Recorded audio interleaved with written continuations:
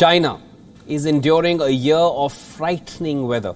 Beijing, the capital, just experienced its heaviest downpours in 140 years, shortly after enduring an unusually brutal heat wave. Nationwide, this is a record-setting year. China witnessed its highest ever temperature, 52.2 degrees Celsius, in July.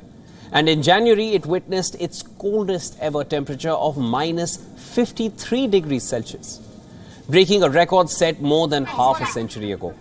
Now, Chinese government experts, among them emergency management planners, have now issued a warning predicting that August may bring further natural disasters, including new floods, typhoons, heat waves and forest fires for the world's second biggest economy.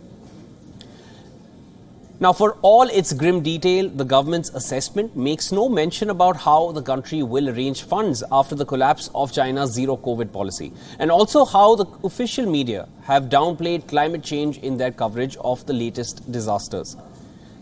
Taking, for example, the latest incidents in China's northern Hebei province, where nearly 1 million people were relocated after officials opened floodgates in at least 7 low-lying flood control zones to prevent rivers and reservoirs from overflowing in Beijing.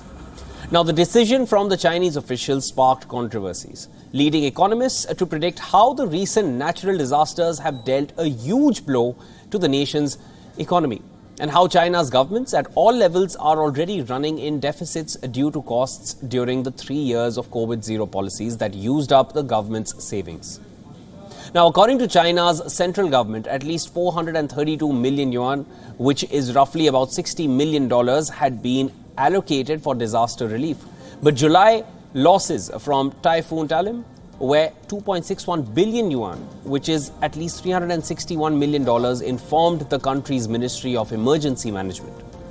The ministry further added that losses from the more destructive Doksuri reached over $2 billion in the end of the month of July. Now, according to experts, the economic losses posed an unexpected drag on quarterly growth in the world's second largest economy. It is now leading to questions if the Chinese government will be able to invest as much in infrastructure or flood relief if the finance is tight. Now, logically, it might seem useful for Chinese leaders to awaken and mobilize public opinion behind policies to cut emissions. Earlier, President Xi Jinping made bold promises for China's carbon emissions to peak before 2030 and for the country to be carbon neutral by 2060. Now, evidence suggests that efforts are being slowed by vested interests, from state-owned fossil fuel giants to coal mining provinces in the world's second biggest economy.